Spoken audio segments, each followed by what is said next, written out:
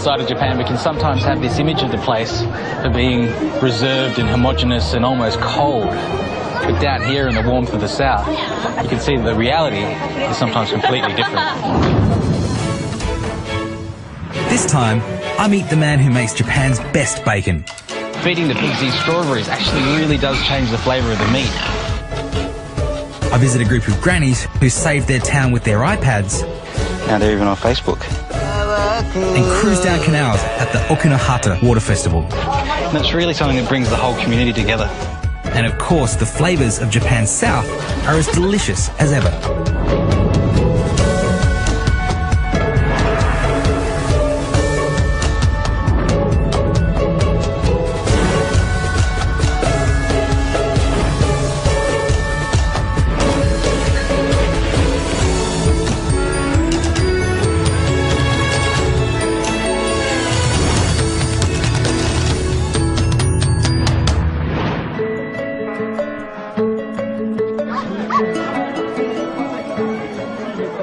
For 500 years, Nagasaki has been a hub of trade and cultural exchange between Japan and the rest of the world.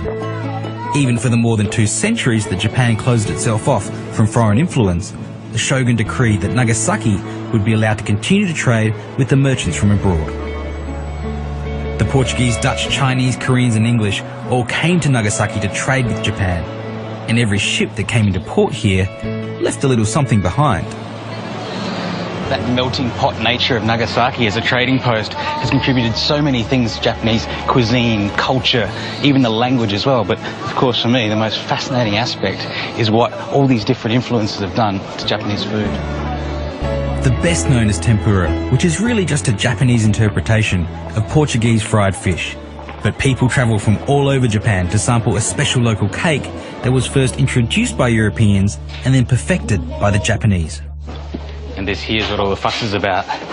Castella cake, usually baked and presented in one of these beautiful wooden boxes here. The real secret for Castella is that it's made with actually a more high gluten flour than a regular cake flour. And yet, from using that high gluten flour which you'd normally use for pasta or bread, you can produce a really dense and moist and sweet cake. Making a good Castella is a little complicated. It begins with a detailed preparation of specifically designed baking boxes. But if you can't get your hands on these, 2 identical square cake tins will do the trick. Now mix eggs and caster sugar over a hot water bath. In a separate bowl, combine honey, mirin and boiling water and stir until well mixed. Next, whip the egg and sugar mixture until it's light and fluffy and can hold a ribbon. Then add the honey mixture and whip for another minute. Sift in the flour and gently fold in the butter. Scatter raw sugar crystals into the base of the box and then in goes the cake batter. Now the baking. Place the lower box into a 210-degree oven for 10 minutes. Then lower to 160 degrees before adding the upper box and lid. Then bake for another hour. The upper box allows the cake to steam for a deliciously moist result. Now wrap it in plastic and leave it wrapped overnight before slicing and serving.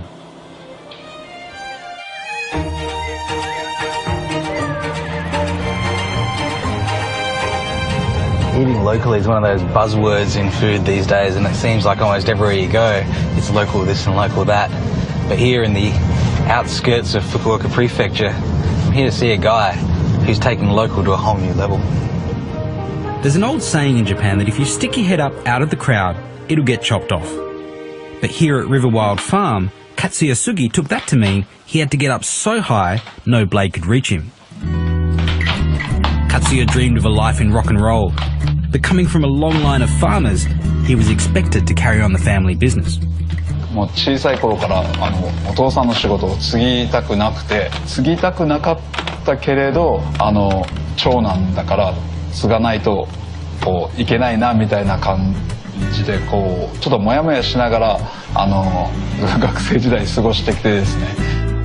Katsuya was never one to conform, so when an illness forced his dad to stop work, he took over the family farm and started doing things his way. そのフルーツを食べさせる豚で一番最初に始めたのが10年前で、その時は柿を食べさせた豚だったんです。でその時お肉に柿豚って書いてこうお店の人に渡したら「柿豚ってなんだ?」みたいな感じで。 As it turns out, Katsuya's pork is so good, he even won first prize for his bacon at the World Championships. These are local organically grown strawberries, and they're the secret to what makes Sugi-san's pork taste so good. Feeding the pigs these strawberries actually really does change the flavour of the meat. It's not just that it makes it sweeter, even though it does, it actually changes the proportion of fat and meat in the actual pig itself. The simple brilliance of Katsuya's farming comes from his motivation. You see, he hated to see so much of his friends' organic fruit going to waste just because it was bruised and imperfect. So he bought their fruit to supplement his pig's feed. Different fruit during different seasons.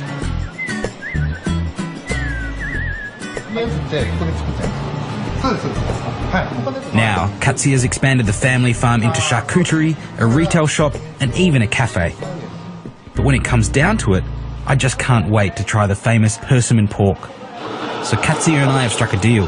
He'll give me as much pork as I want, as long as I cook it for him and his fruit farmer friends. For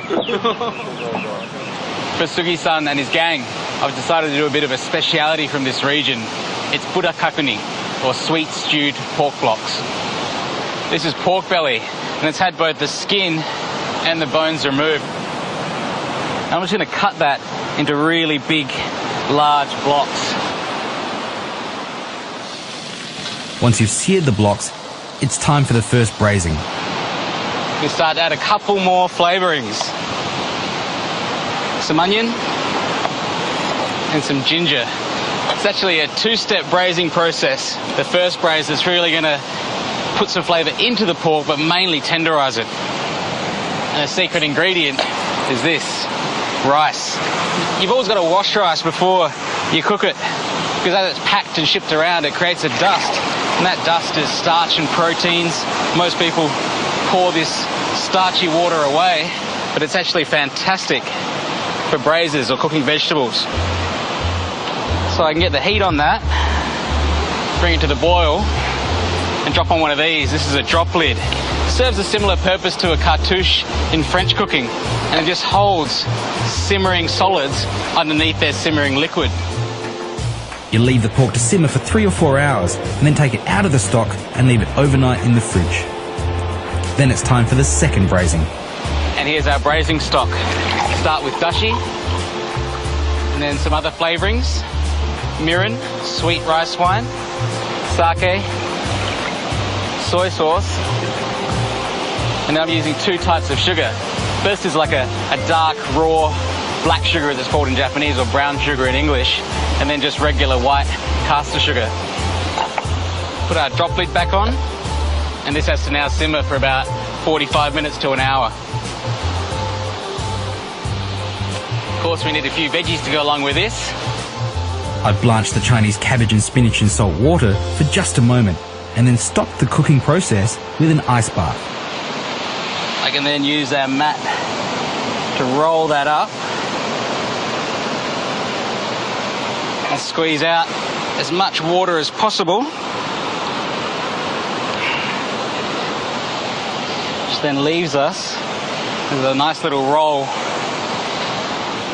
of cabbage and spinach, which I can slice into rolls that we will use as presentation for our pork dish.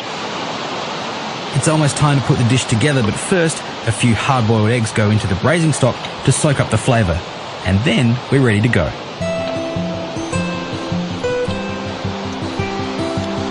Just a few pieces of our incredibly tender pork. Fish out one of our eggs. And these eggs have just taken on some of the colour and the flavour of this braising stock. A few of our cabbage and spinach rolls. And I'll finish that off with a touch of the braising liquid. Little squeeze of Japanese mustard. And just some chili threads as a garnish on the end. And that's it. Our Nagasaki style pork kakuni.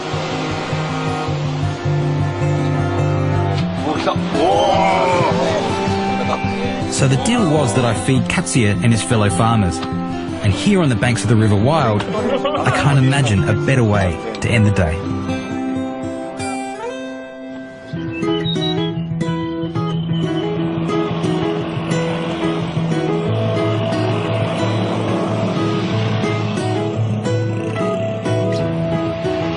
I've popped over to Shikoku, the smallest and least populous of Japan's 4 main islands. Stopping off on my ride for a spot of the local fermented tea. I'm kind of thinking that it's not often you get somewhere this isolated in Japan. There's not much around here and I haven't seen a bank or a convenience store for a while. And you kind of think, what do people around here do? They're surrounded by all this wonderful nature, the cedar groves, the wildflowers. But the people in this town, they've taken all that nature and they've turned it into something really extraordinary. Kamikatsu is a small village where the mostly elderly locals have become quite famous in Japan. Part of it's because these grandmothers act more like teenagers than senior citizens. But mostly it's because theirs is a wonderful story of triumph in the face of adversity. This region used to grow mandarins. Until about 30 years ago, heavy frost wiped out the crops. It was a disaster. Farms closed and many of the young people left to find work in the cities.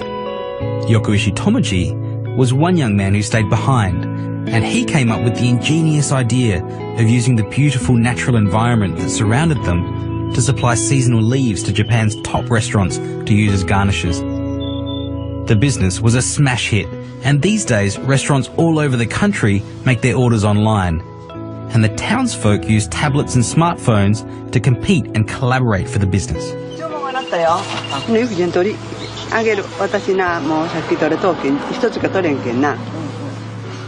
My favourite part of this story is the way the old folk at the time, who had been pretty much forgotten, were given a new hope and purpose.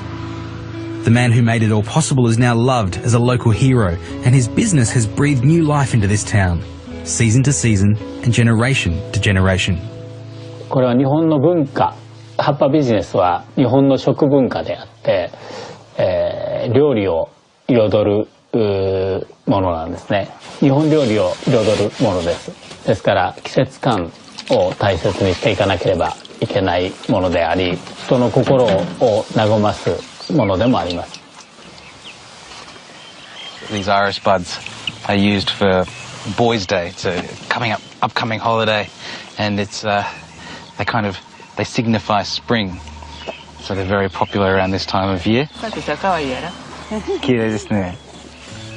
you think about it, it's a really ingenious idea. We have a community here where people were already growing and planting and doing things, but then to supplement that with the nature that's around them and to organise the community in a way that kind of brings people together is quite incredible and quite special, really. 葉っぱビジネスの成功はその一人一人のに役割ができたことだと思います。これが笑顔の源だと思います。型と彩りだけが普通のインターネットを探してるとか。いいえ、違います。Facebook もやってます。あ、Facebook もやってますか。はい。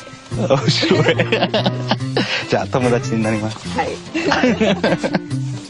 30 years on, and Iridori is thriving. It turns over $2 million every year and employs 400 locals. Even better, more young people are now moving into town, and as the icing on the cake, their story is now a blockbuster movie. It's now my absolute pleasure to cook a brand new recipe for the leaf-collecting grannies of Kamikatsu. A great chef once told me that the wonderful thing about creativity in cooking is you can take ingredients that exist separately in the natural world and combine them together in one dish. And so I'm using something from this area here, this mountain potato, and I'm combining that with prawns from the sea. The dish I'm making today is called prawn shinjage with shiso and pickled plums. The first step is to grind some prawns with salt and sake. Into that, I'm going to add our mountain potato. It's got such a unique texture to it. It's really slimy and sticky. I'll just take the skin off that. and then grate it straight into our mortar and pestle. Doesn't look the best going in, but the interesting thing about this ingredient is once it's cooked, it kind of becomes really fluffy and light. Just some potato starch. Of course, if you didn't have access to mountain potato, you could always just use potato starch instead. Add my last ingredient, which is just some really finely chopped onion. Just leave that in the fridge to come together for about half an hour. Next thing is just some okra that's been grown locally. Just put them into some boiling water just for a minute or so. Refreshed in ice water. Drained, and we're ready to go with that. We're not quite done with our mountain potato yet. I'm just going to cut it into some battens so we can serve with our little prawn fritters. These are our last two ingredients. These are pickled plums. Just roughly chop the plum flesh. It's very soft, so it all just kind of falls apart as you chop into it. Now for our shiso. Just split out the central vein and then stack the ends on each other so that they line up the same way. And just roll this up into a kind of cigar shape, and that'll help us to slice this really finely. Shiso is this minty, peppery herb. If you don't have access to this, I'll just leave it out of the dish. Just fluff those up. Set them out into a large bowl. With wet hands, I just make our prawn paste into a small ball and then cover it with these fine threads of shiso. Make sure that's all sticking together and then straight into the oil.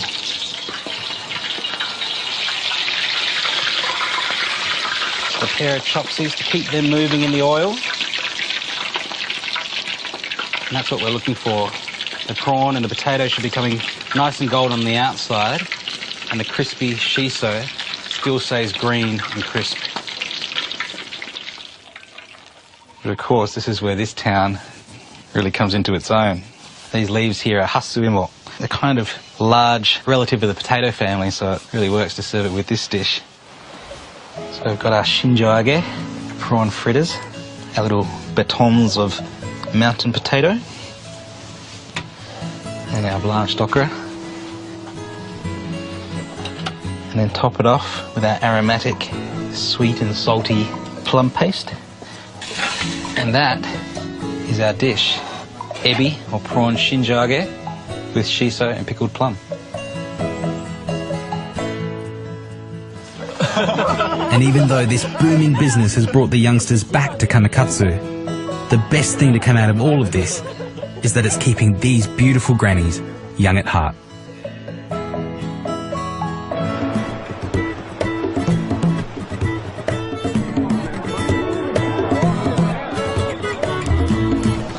One of the most enjoyable things about travelling all through Japan is getting your hands on some of the local delicacies. And if there's one thing you have to remember when coming here is never be afraid to try new things. This is Koshinraku, and what makes this restaurant different is that it serves sakura niku, otherwise known as horse meat. The meat comes from specially bred draft horses, and Chef Jun Narita serves several different dishes, including horse sashimi. We might think it's a bit odd to eat horse, but it's, when you really think about it, it's no different to beef or any other four-legged animal. However, one difference is the preferred beverage to go with horse meat, and here in Japan, that's shochu. We all know sake when it comes to Japanese alcohol, but down here in the south, it's actually more popular to drink shochu. Shochu and sake are closely related, but they're produced very differently. Shochu is actually distilled more like a vodka or a rum, whereas sake is brewed like a beer or a wine. It can be made from sweet potato or barley or wheat. This one's even made from rice, which brings it closer to sake, but the differences between the two are really quite striking. Today, I'm here to taste horse rump tataki. First, Chef Jun seasons the rump with salt, garlic, and olive oil. Then he vacuum seals it before placing it in a 60-degree water bath for 1 hour. Next, Jun sears the rump in olive oil and then marinates it in a sweet soy and garlic mix before carving and serving cold with a little more of the tataki sauce.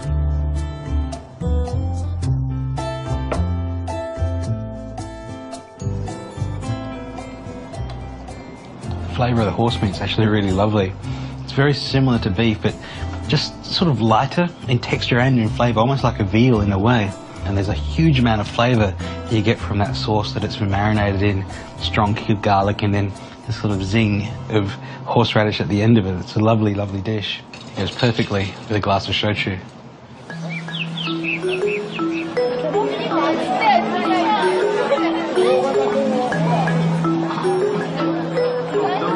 Today is a special day in Yanagawa City. It's the annual water festival. People come from all over this region to pay tribute to the Okinahata Suitengu shrines.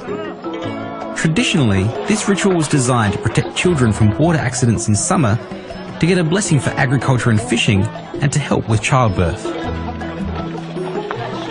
All of these local festivals centre around these mikoshi, these giant shrines that get carried around town. As the mikoshi passes shops and businesses, the owners come out to make a donation, to say a quick prayer, or just to pass under the shrine. It's a charming tradition and it helps raise money for the temple. And really, when it comes to good fortune, you can never have too much. This little town's only got a population of a few thousand people, and this shrine kind of goes all the way around the town. And I think that's what makes these little festivals so special. There's thousands of these all over Japan, and rather than everyone going to a church or to a particular place, the shrine actually goes around and visits people. And it's really something that brings the whole community together. In the end, this is a celebration, and that means food. Fast and fun food. This is actually something I haven't seen before. This is the okonomiyaki that I know and love, but this one's done slightly differently. It's wrapped around a chopstick, and they've got a bunch of different varieties here. This one's even got a fried egg on it, so I think I've got to try it. Medamayaki, onegaishimasu.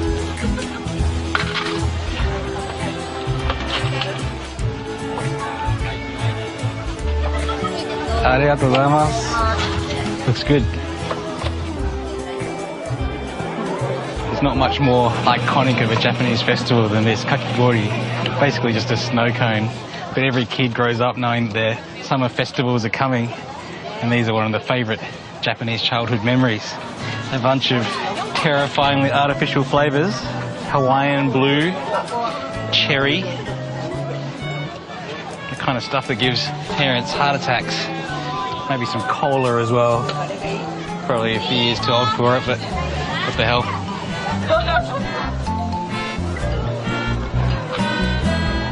This is the game that you see at almost any Japanese festival. You've got all these goldfish here kind of swimming around, and you get these little nets, but it's not really a net, it's actually made of paper.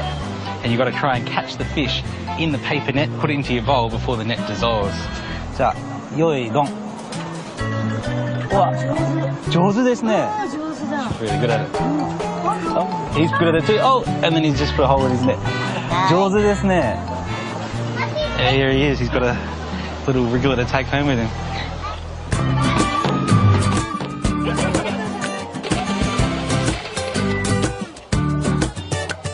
Nothing better on a hot summer's day than a piece of pineapple on a stick. So I paid for one stick. I can either draw another stick and see if I can win some more, or we can go rock, paper, scissors for it. So let's go. Janken-shou.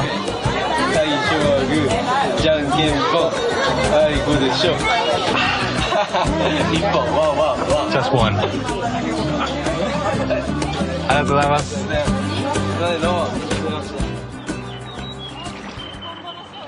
どんな街角川下り船歩く水清く萩のふるさと Yanagawa City is known as the Venice of Japan.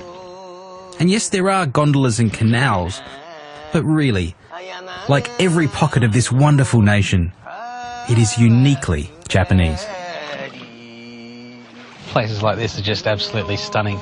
You know, they're not on the tourist trails, they're not on any main railway stations. It's not about big temples or beautiful sights.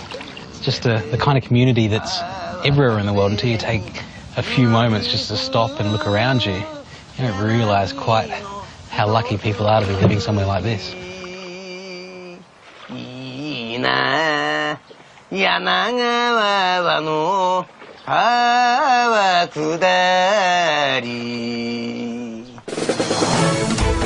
Next time, I head to Japan's outer reaches, Okinawa. I've never seen that before. I go deep inside this unique culture and try something that will knock your socks off. Kind of like halfway between miso and blue cheese. I explore the incredibly diverse cuisine. There's actually peanut tofu. And I shake a tail feather with the world's oldest party animals.